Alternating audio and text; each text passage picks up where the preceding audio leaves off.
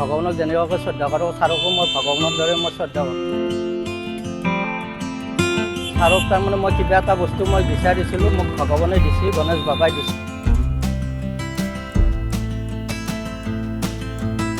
মুখ্যমন্ত্ৰী ডক্টৰ হিমন্ত বিশ্ব শৰ্মাক ভগৱানৰ দৰে ভাবে এজন লোকে।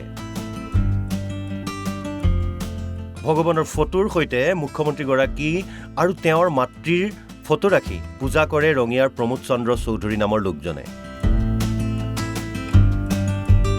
ৰঙিয়াৰ মুৰাৰাৰ উৰণ সেতুৰ তলতেই আছে লোকজনৰ এইখন বিপণী।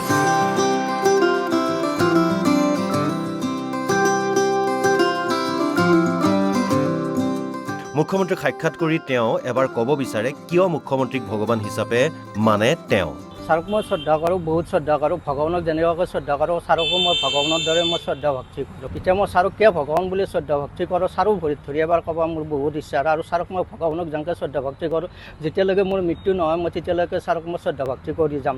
ছাৰৰ ভৰিত ধৰি ছাৰক লগ পাব মোৰ বহুত ইচ্ছা আছে।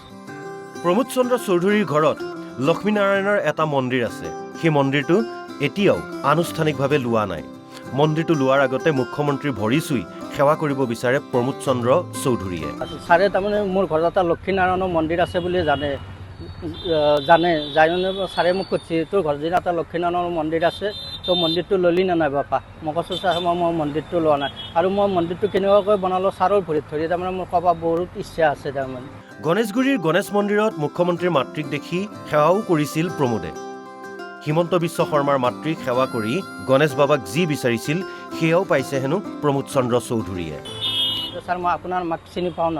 তই মোৰ মাক চিনি পা, ক'ত দেখা হৈছে? মই ক'লোঁ যে ছাৰ আপোনাৰ মায়ে গণেশগুৰি গণেশ মন্দিৰৰ নাম ধৰি থাকোঁতে মই আপোনাৰ মাক হাত জোৰ কৰি সেৱা কৰিছোঁ।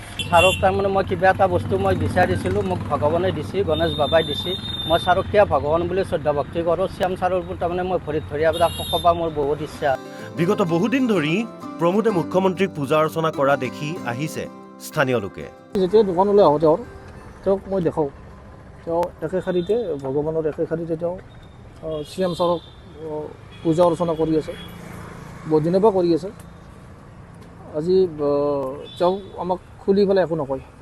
তেতিয়া মোক সোধোঁ কাৰণটো কি, তেওঁ খুলি পেলাই খোলাকৈ একো নকয়, খালি কয় মই শ্যাম ছাৰক ক'ম। মুঠৰ ওপৰত মুখ্যমন্ত্ৰীক এবাৰ সাক্ষাতৰ প্ৰবল ইচ্ছা আছে প্ৰমোদৰ। ৰঙিয়াৰ পৰা সৈয়দ মুস্তাফা আহমেদৰ ৰিপৰ্ট, NB নিউজ।